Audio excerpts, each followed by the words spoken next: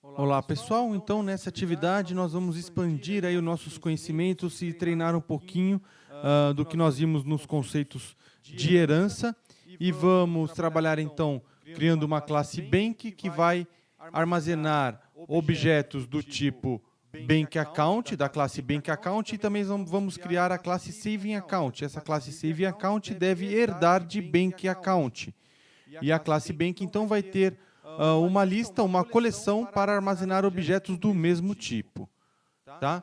E aí então nós vamos implementar aí alguns métodos para retornar objetos somente Bank Account e objetos do tipo Saving Account. E também fazer os nossos testes numa classe Banco App, que vai ser a classe aí com o método main para testarmos a nossa implementação. Então aqui nós temos o nosso projeto no JavaBeans, onde eu já tenho implementado aqui a classe Bank Account. Essa classe Bank Account, ela possui aqui o atributo last account number, que é do tipo inteiro e estático, ou seja, se ela é do tipo estático, se esse atributo é o tipo estático, ele é um atributo de classe e não de objeto.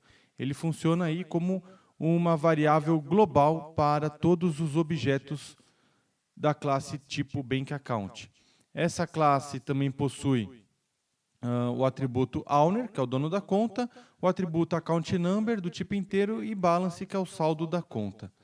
Temos também ainda dois construtores, o construtor Bank Account, que recebe um parâmetro do tipo string, e o construtor de dois parâmetros, que recebe o string owner e também o valor do saldo da conta. Veja que o construtor que recebe apenas um parâmetro repassa este parâmetro para o construtor de dois parâmetros.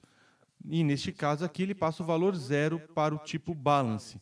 Veja aqui a chamada do construtor de dois parâmetros. Nós utilizamos aqui dentro da mesma classe para chamar o outro construtor, de um construtor ao outro, nós utilizamos a chamada dis, com abre e fecha parênteses aqui e os parâmetros dentro deste parênteses, tá?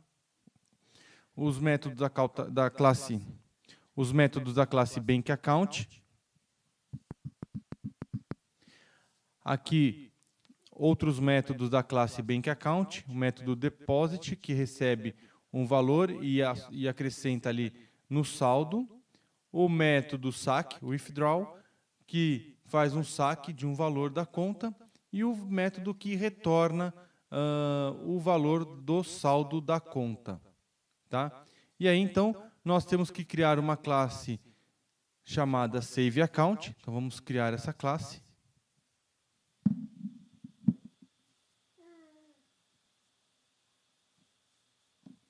Então, aqui a nossa classe Saving Account. Essa é uma classe conforme o exercício pede, que ela deve herdar de Bank Account. A diferença desta classe é que ela possui o atributo aqui, juros, do tipo double. Bom, então temos aqui a classe Saving Account, conta poupança. Ela é uma classe, então, que ela herda de Bank Account e o que tem a mais do que a classe Bank Account é o atributo aqui, juros, do tipo double. Ela tem também um construtor, que é o construtor que recebe parâmetros. Por que ela possui esse construtor? Porque a classe Bank Account, como nós vimos, ela é uma classe que possui dois construtores com parâmetros. Ou seja, relembrando, quando uma classe possui algum construtor com parâmetros, é necessário que o construtor sem parâmetros esteja implementado explicitamente para que nós possamos usá-lo, senão ele deixa de existir. E as classes filhas, elas são obrigadas a implementar então um construtor com parâmetro também. E aí nós podemos então chamar o construtor da classe mãe, especificar qual o construtor da classe mãe que nós queremos chamar, através da chamada aqui super. Nesse caso aqui é o construtor que recebe uma string como parâmetro. Eu estou fazendo a chamada a super, repassando aí o dono da conta, desta conta poupança, Saving Account. E aqui atribuindo, inicializando a variável juros com valor de 0,01. 06. Então, o que nós vimos aqui, a mais também que essa classe deve fazer, é que no método getBalance, o que ela deve fazer é devolver o valor do saldo mais o valor dos juros. Então, vamos aqui sobrescrever o método getBalance, que recebe um... Então, vamos aqui reescrever o método getBalance, que retorna um double. Como agora nós temos uma classe que herda de Bank Account e utiliza também, acessa, trabalha com o atributo balance, o atributo balance, então, na classe mãe, ele deve ser convertido para o tipo protected, para que a classe filha também possa acessar este atributo. Então, vamos ver aqui. Então, esse é o método getBalance da classe SavingAccount, que vai somar ao valor do saldo, o valor do saldo mais os juros aqui, então. Tá? Então, esse é o método da classe SavingAccount. Vamos fazer um teste aqui na nossa classe Banco App e ver aqui o que acontece.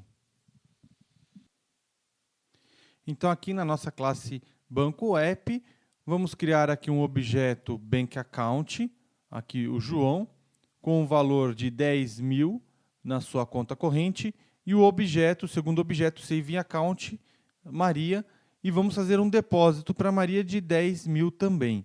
Na hora que nós imprimimos os objetos, o valor dos objetos, os atributos do objeto, nós temos aqui então que o saldo do João é de 10.000 e da Maria de 10.600, ou seja, é o saldo mais o valor dos juros, certo? É o saldo mais o valor dos juros. Agora vamos implementar então a nossa classe Bank. Ela deve possuir um atributo, uma lista de contas, e ela deve, segundo o exercício, armazenar contas do tipo Bank Account e do tipo Saving Account. Então aqui, vamos criar aqui um list. Lembrando que list, para usarmos o list, temos que importar ali o pacote de coleções do Java Útil. Vamos chamar aqui de contas. E já vamos inicializar aqui o nosso list. Ele vai ter a implementação de um ArrayList também lá da classe Java Útil. Tá? E aí nós temos então que especificar aqui o tipo que nós vamos utilizar, que é o tipo Bank Account. Nós vamos armazenar objetos do tipo Bank Account nele.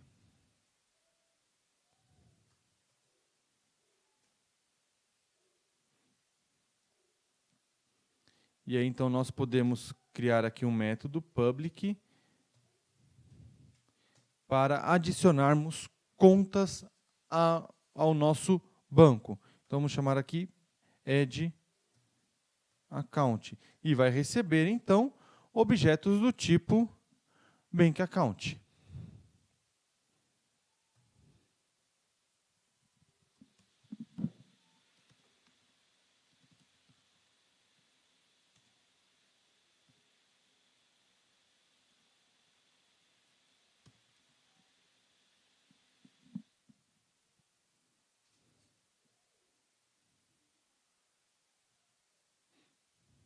Então, aqui o método addAccount para retornar, para adicionar. Então, aqui o nosso método addAccount para adicionar contas. Tá? E como nós estamos trabalhando aqui com o objeto Bank Account, significa que tanto Bank Accounts como Saving Accounts podem ser adicionados a esta lista.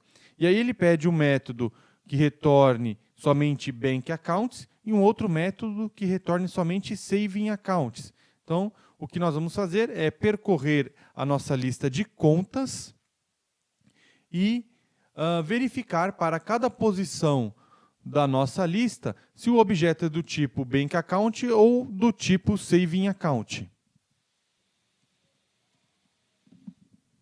Então, o que nós fazemos aqui neste método é criar aqui um objeto contas retorno, que vai ser uma lista onde nós vamos adicionar as contas do tipo Bank Account. Percorremos a nossa lista original de contas e utilizamos aqui o operador instance_of para ver se cada objeto que nós estamos percorrendo é uma instância de bank account. Se for, então nós adicionamos este objeto conta à nossa lista de retorno, certo? E agora vamos fazer alguma coisa semelhante, praticamente igual, para saving account.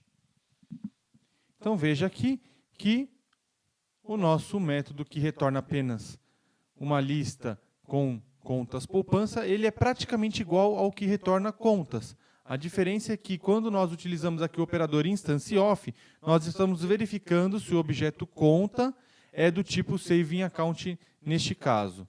Vamos fazer um teste para ver se implementamos corretamente.